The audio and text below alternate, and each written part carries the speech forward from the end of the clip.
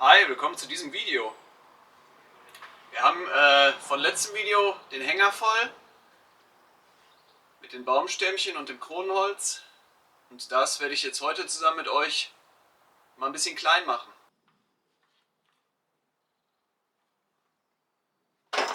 Die besonders langen Exemplare packen wir zuerst mal auf den Sägebock und passen sie an, dass sie auch auf den Spalter passen. Der erste Schnitt ist gemacht, wieder mit der kleinen Akkusäge. Wie ihr hört, der Spalter läuft. Kann es jetzt losgehen.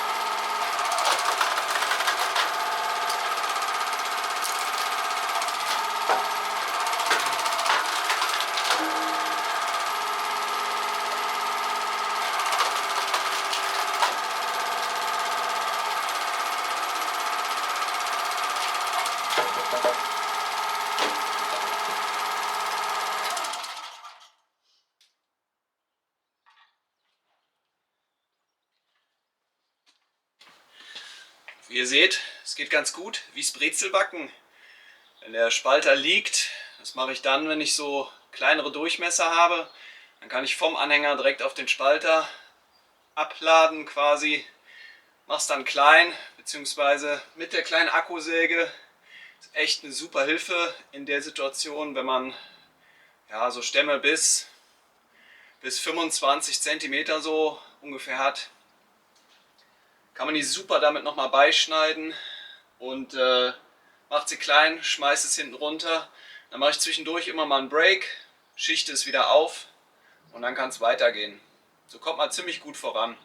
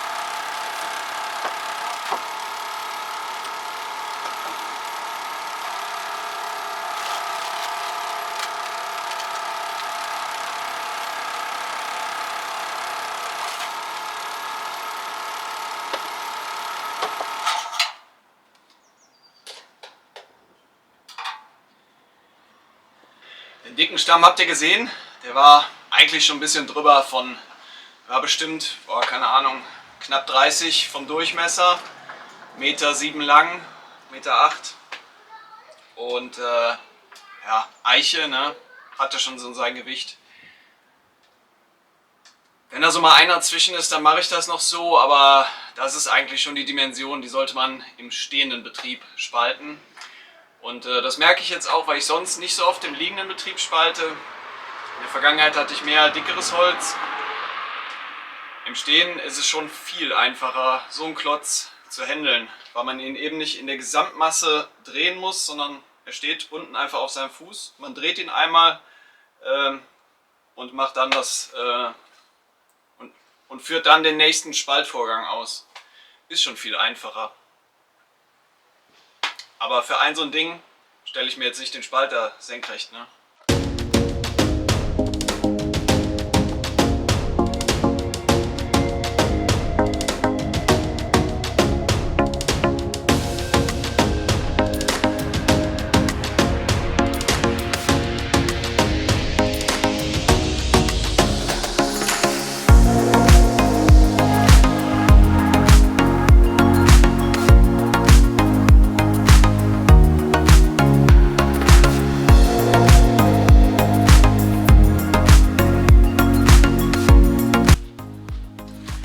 Auch mal schön, kein Licht, den Unterschied zwischen Roteiche und normaler Eiche.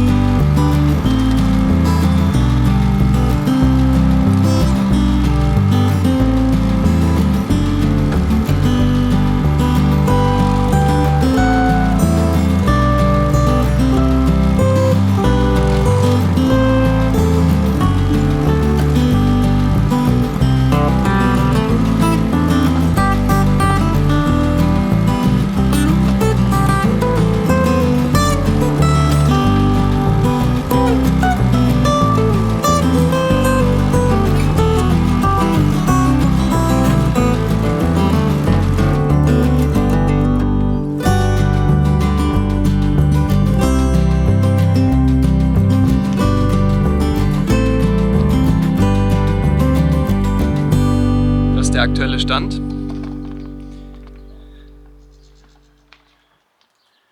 Der Hänger ist fast leer. Vorne an liegen noch ein paar kleine Klötzchen. Die flitsche ich jetzt mal eben ohne euch weg und dann melde ich mich gleich nochmal.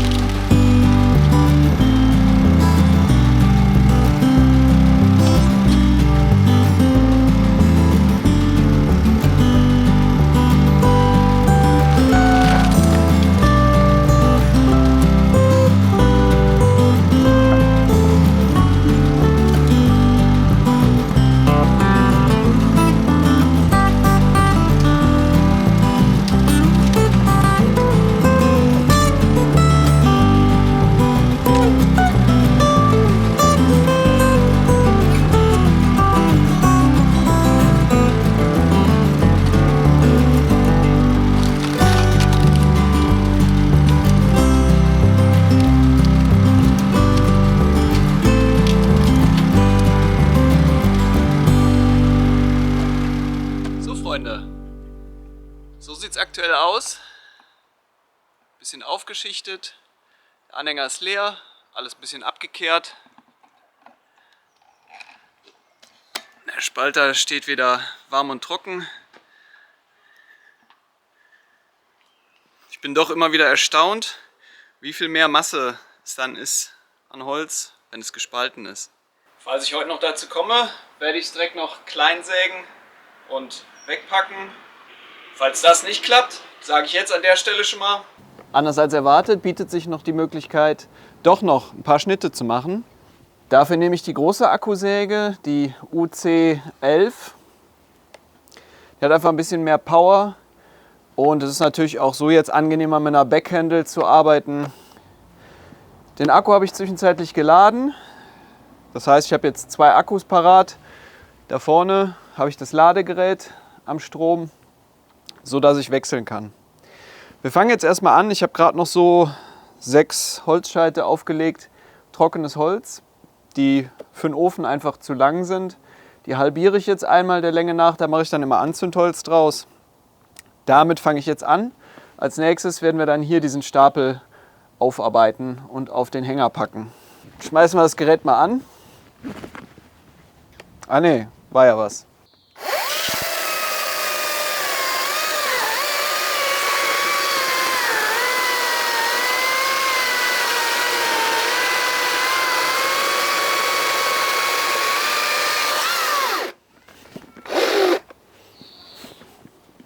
Was ich noch nicht gemacht habe, ist nach dem Kettenöl schauen. Man sieht, könnt ihr es sehen? Man sieht aber, dass es voll ist. Ich denke mal, das wird auch reichen. So, diese knochentrockenen Buchenstücke, die lassen sich nicht nur schwer spalten, sondern da hat auch die Akkusäge Probleme.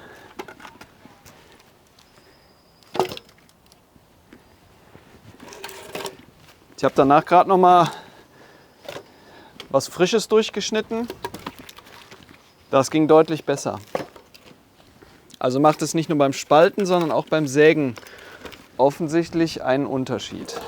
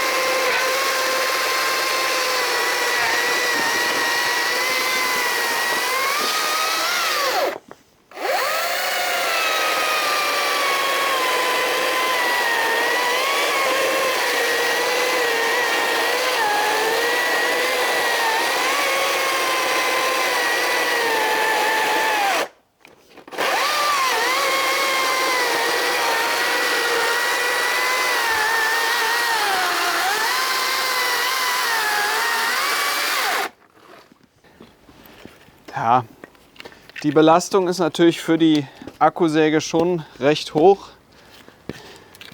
weil hier schneiden wir im Prinzip den Querschnitt, der zwischen die Holme passt.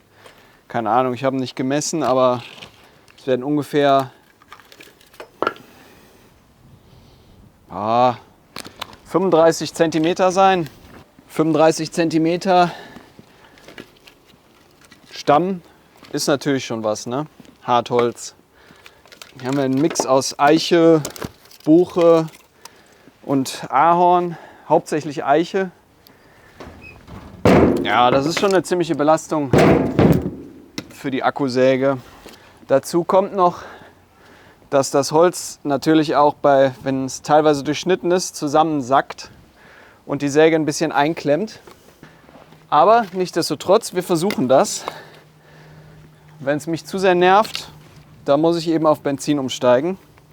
Aber aktuell scheint ja ein bisschen die Sonne. Das heißt, meine Balkonsolaranlage liefert genug Strom, dass mein Haus versorgt wird und dass der Akku umsonst geladen wird. Das heißt, der Kraftstoff ist umsonst bei der Akkusäge. Bei der kabelgebundenen ist das nicht der Fall, weil die Balkonsolaranlage natürlich nicht die 2400 Watt liefern kann oder die 2000 Watt, ich weiß es gar nicht mehr, 2000 Watt liefern kann, die Säge zieht. Aber das Ladegerät zieht natürlich viel weniger, ich denke mal 300-400 Watt vielleicht, und das geht eben mit der Solaranlage.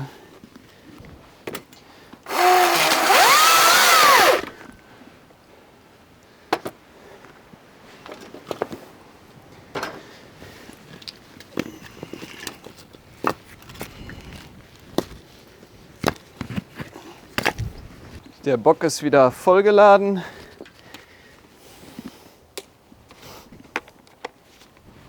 Wir markieren. So, ein kleiner Nachteil, den wir jetzt haben, ist, dass das Holz, was ich aufgeladen habe, Das war nur grob abgeschnitten. Das heißt, das ist nicht auf Maß geschnitten. Deswegen habe ich jetzt Reststücke. Wenn ich die gleichen Maße schneide wie immer.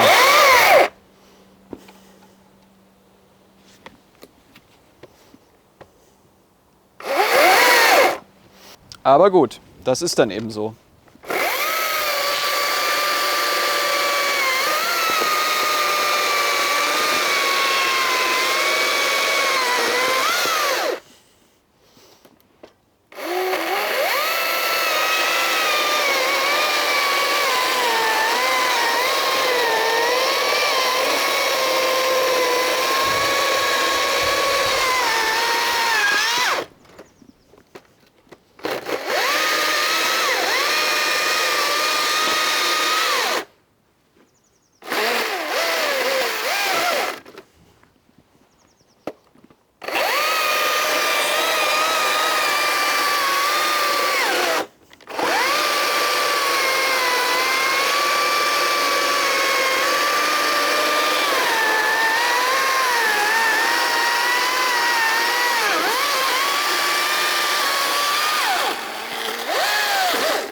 Okay, der Akku hat jetzt einen Strich verloren. Ich habe mir da einen kleinen Hauklotz hingesetzt, wo ich zum einen die Säge drauf abstellen kann und zum anderen nochmal über ein paar Klötzchen drüber gehen kann, die doch noch zu dick sind. Das ist halt manchmal mit den Meterstücken so, dass sie am einen Ende passen oder nicht mehr dünner sein sollten, da sie sich aber nicht gleichmäßig spalten, am anderen Ende dann teilweise zu dick sind. Dann muss man im Nachgang einfach nochmal drüber gehen. Wie gesagt, der Akku hat jetzt einen Balken eingebüßt. Das ist natürlich so gesehen recht viel für das, was er bisher geleistet hat. Aber in der Zeit, wo ich jetzt wegräume, könnte ich ihn ja schon laden, ne? Und dadurch würde er sicherlich, bin ich mir sicher, schneller laden, als ich ihn dann leer ziehe. Und das ist ja auch gerade hier der Benefit von der Elektrosäge bzw. Akkusäge, dass sie jetzt quasi nicht dauerbelastet wird, sondern immer nur die 3 Schnitte machen muss und dann wieder Pause hat. Gerade das ist ja beim Benziner die Sache, dass sie gar nicht richtig heiß wird oder halt die ganze Zeit auf Standgas rumjuckelt.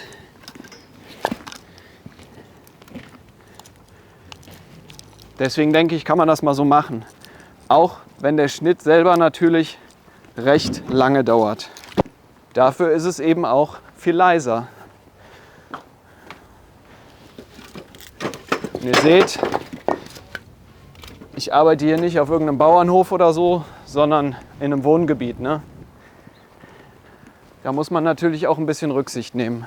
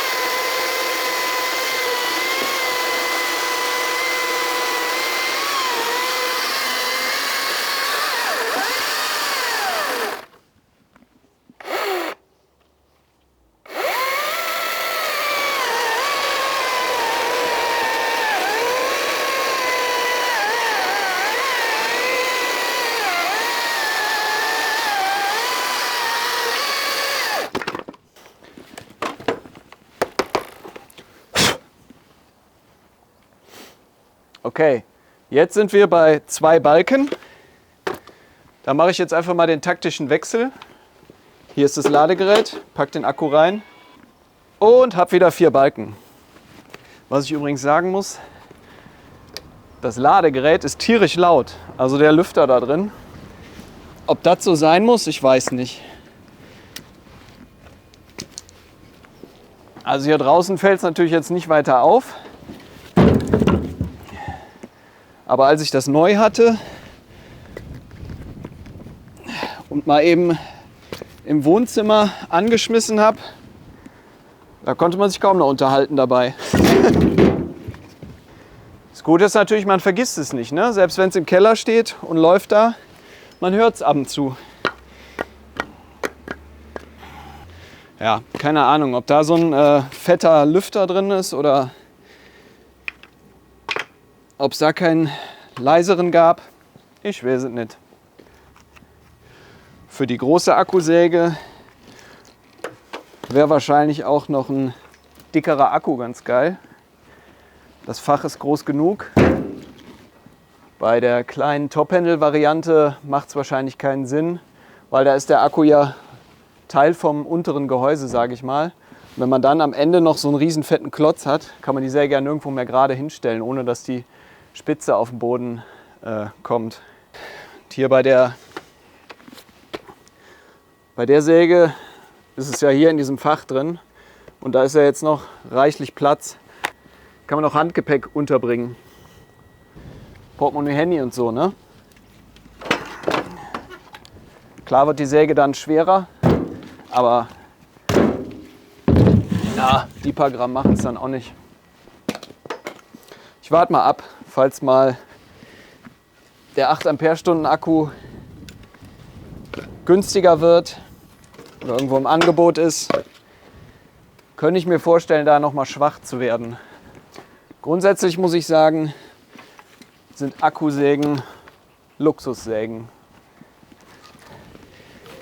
weil im Wald brauche ich natürlich ein Benzinmoped, weil ich da länger sägen möchte, als ich Akkus habe und auch mehr Kraft haben möchte. Und zu Hause kann ich natürlich auch sehr gut mit einer kabelgebundenen Säge arbeiten, die viel günstiger ist und mindestens genauso stark.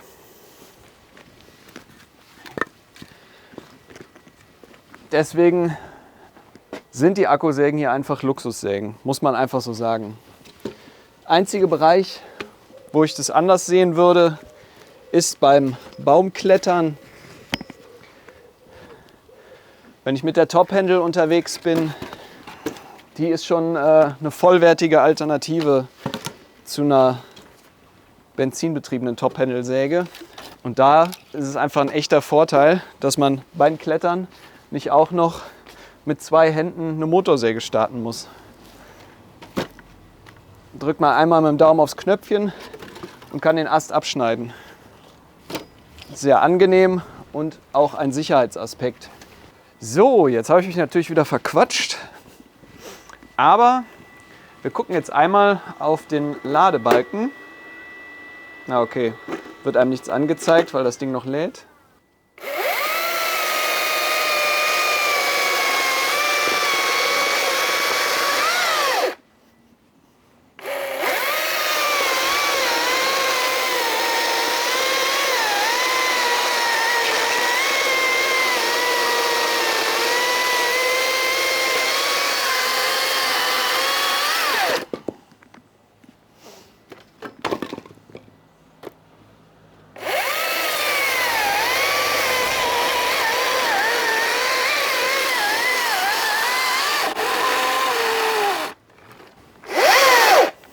Okay, ein Aspekt, den ich nicht berücksichtigt habe, ist, dass das Ladegerät relativ sensibel darauf reagiert, wie warm der Akku ist.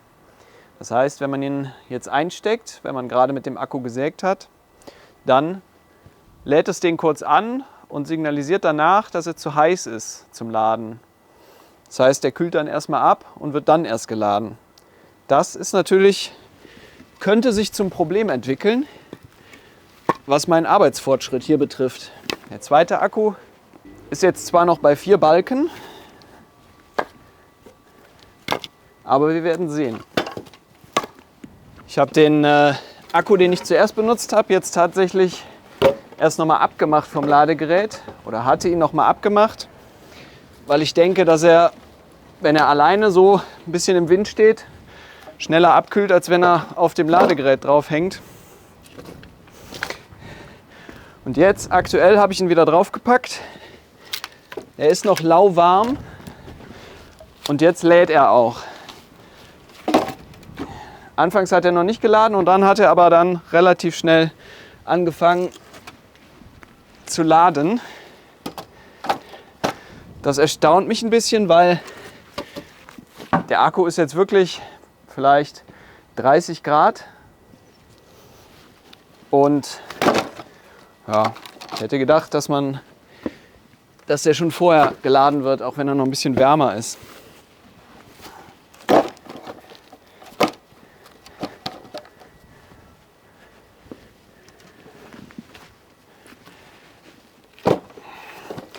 Jetzt könnte ich mir vorstellen, dass wenn die Kapazität von dem Akku was größer ist, dass er dann vielleicht gar nicht so heiß wird oder nicht so schnell so heiß wird. Ja, jetzt wird er geladen.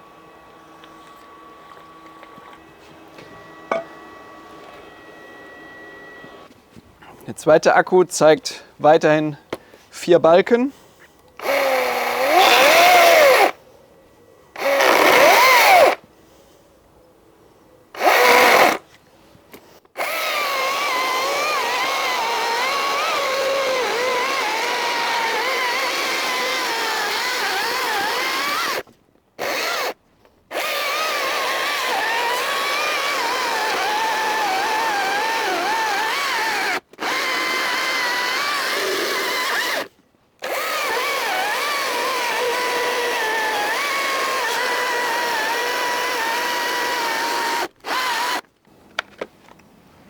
Die Säge leuchtet rot, aber der Akku ist gut warm. Die letzte Ladeanzeige blinkt. Ich bin mir nicht sicher, aber ich glaube, das bedeutet zu heiß oder eben leer.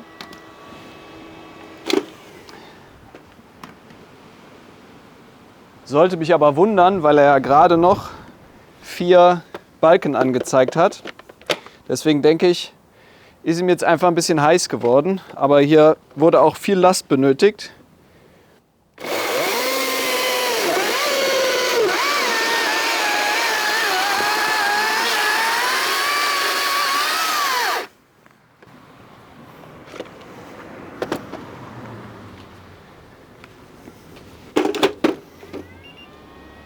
Okay, ich habe ihn mal dahin gepackt. Kann ein bisschen abkühlen, während ich hier aufräume.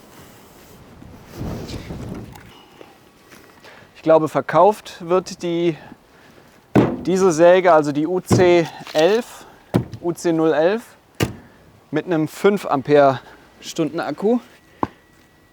Ich habe jetzt 2 4 Ampere-Stunden Akkus.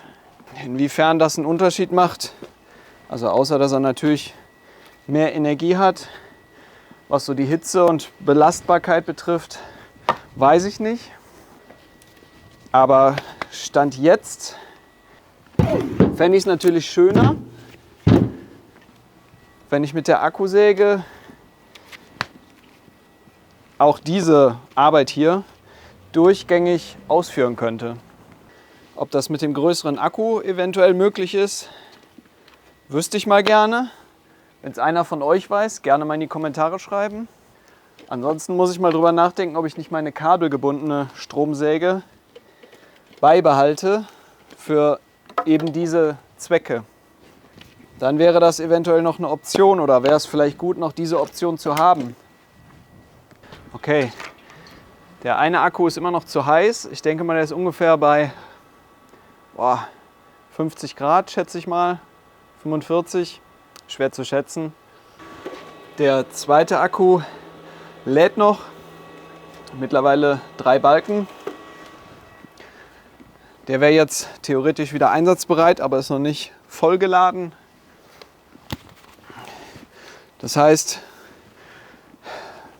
bis der eine Akku parat ist und der andere geladen werden kann, nutzen wir mal gerade die Benzinmotorsäge. Ich habe kurz überlegt, welche ich nehme. Die kleinste oder habe mich aber dann für die größte entschieden, weil die vom Lärmpegel alle ähnlich sind. Also 1, 2, 3 Dezibel Unterschied. Dafür ist die hier aber die mit Abstand schnellste, sodass dadurch die Belästigung nur kurzzeitig ist. Ich werde sie natürlich kurz ein bisschen warm laufen lassen und dann sägen wir mal durch.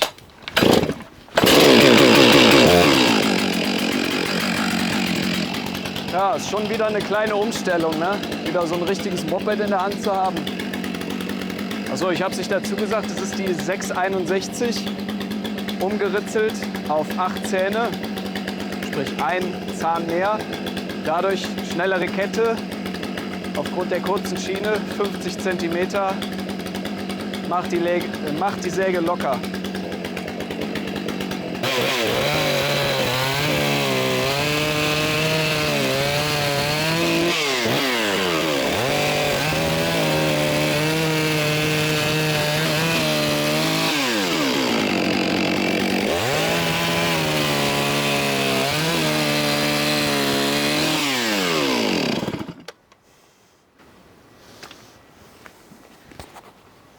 Tja, da geht's halt vorwärts, ne?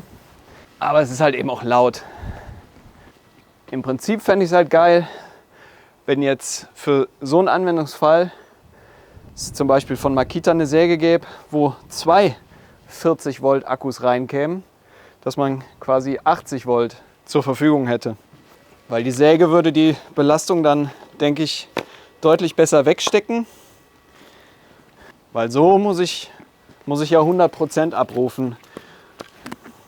Und das sind ja auch lange Schnitte, ne? Also ich meine, wir können es nachher mal messen, wie breit der Abstand ist. Ich habe jetzt gerade keinen Zollstock. Aber ja, wenn das 30 cm, sagen wir mal, sind und dann auch noch die Tiefe, ne? Also sind ja bestimmt, weiß ich nicht, 50, 60 cm. Und davon 2, 3 Schnitte ist natürlich schon eine Mordsbelastung für die Säge. Die Art von Belastung hätte man ja noch nicht mal im Wald beim Ablenken, ne? Dass man 2, 3 so lange Schnitte mit einer 35er Schiene so ausführt. Naja, it is what it is. Mehr Spaß macht natürlich die Benzinsäge. Ja, jetzt haben wir ja schon mal den einen Stapel weggearbeitet.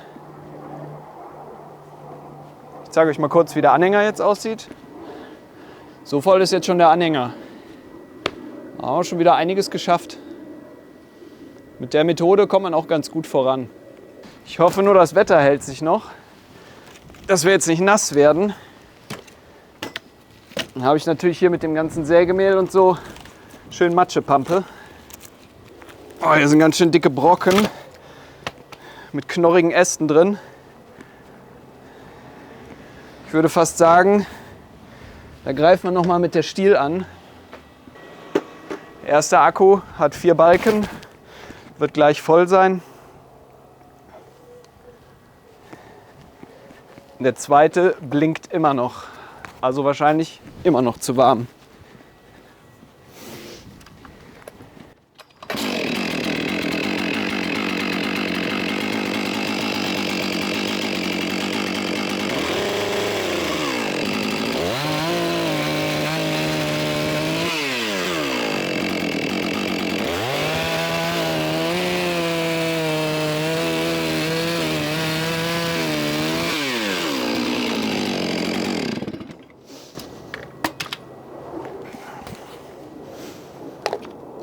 Ist halt echt nicht feierlich, wie die da durchmarschiert, ne? Das ist schon krass.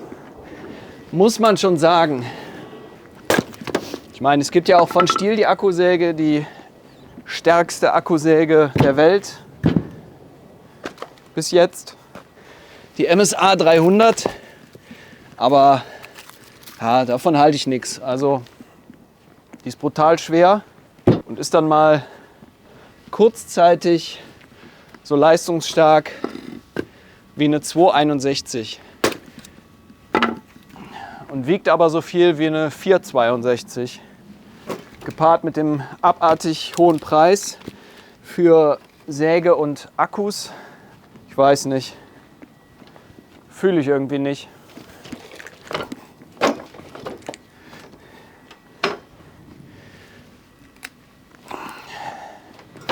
Ich denke, da ist man, wenn man im Stihl-Ökosystem bleibt, mit der 220er besser bedient. Weil wenn man nicht die stärkste Stufe der 300er nutzt, kann man genauso gut die 220 benutzen. Die ist dann gleich stark oder sehr ähnlich, deutlich leichter, deutlich günstiger. Oder man macht es eben so wie ich und nutzt oder geht auf Makita. Bei mir waren die Beweggründe dafür, neben dem günstigeren Preis, dass es auch qualitativ sehr gute Werkzeuge sind und dass die Makita Akkuwelt, finde ich, deutlich interessanter ist. Weil es da eben nicht nur ein paar Gartenwerkzeuge gibt, sondern ihr könnt ja selbst mal schauen, wenn es euch interessiert. Die 40 Volt Geräte, da gibt es schon deutlich mehr. Es gibt Schrauber, Trennschleifer, alles Mögliche. Akku 1 ist wieder voll.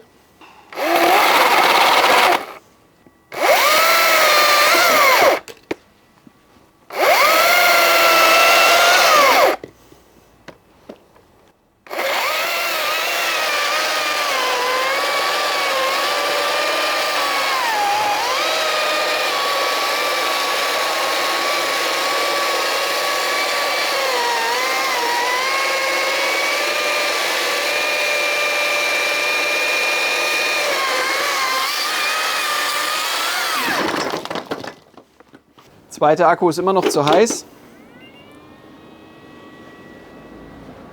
Dann packe ich eben den ersten Grad nochmal drauf. Der scheint gerade von den Schnitten noch nicht zu heiß geworden zu sein. Ja, eine andere Möglichkeit, die Belastung zu reduzieren,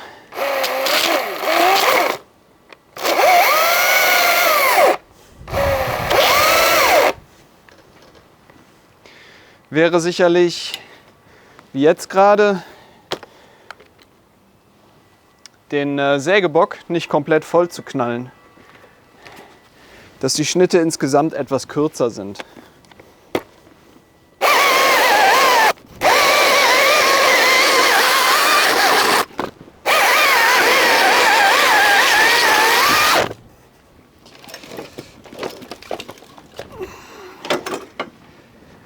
Da waren jetzt ein paar dicke Oschis dabei, die werde ich nochmal ein bisschen kleiner machen. Jetzt lädt auch der erste Akku.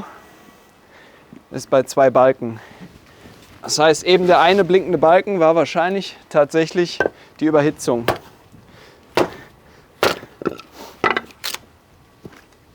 Ich muss sagen, Ahorn, gut, jetzt ist hier wieder ein Ast drin, aber Ahorn lässt sich, finde ich, echt schlecht spalten. Da lobe ich mir Esche. Eiche und Esche. Finde ich, gehen am besten.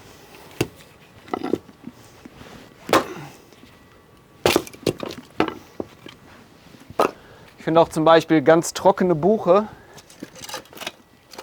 Boah, das wird dann so faserig, da geht die Axt auch kaum durch. Aber das war auch der Grund, warum ich die mit dem Spalter nicht noch kleiner gemacht habe. Weil dann droht irgendwie immer die Gefahr, dass sie so aufreißen und in 1000 Fasern gehen. Okay, jetzt haben wir eine Ladung richtig dicke, fette Eiche. Da nehmen wir nochmal die Stiel für. Starten wir schon mal gerade.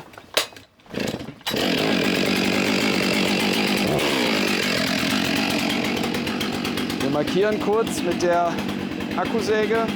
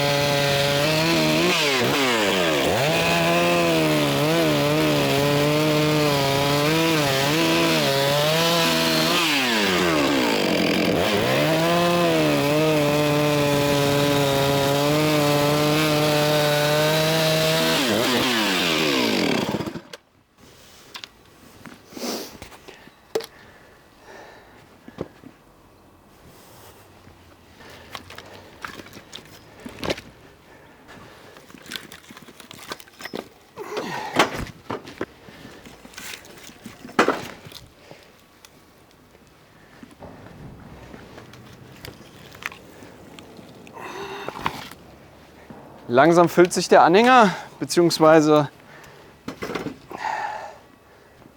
er ist schon gut voll. So, die paar packen wir noch drauf und dann soll es gut sein.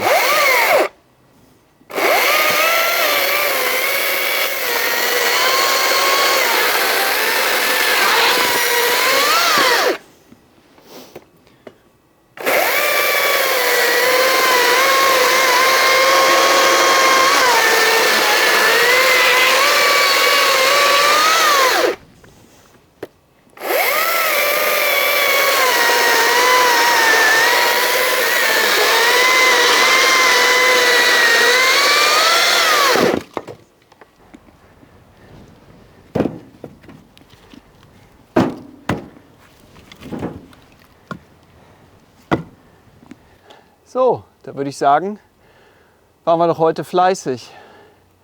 Alles gespalten und alles wieder klein geschnitten und geladen.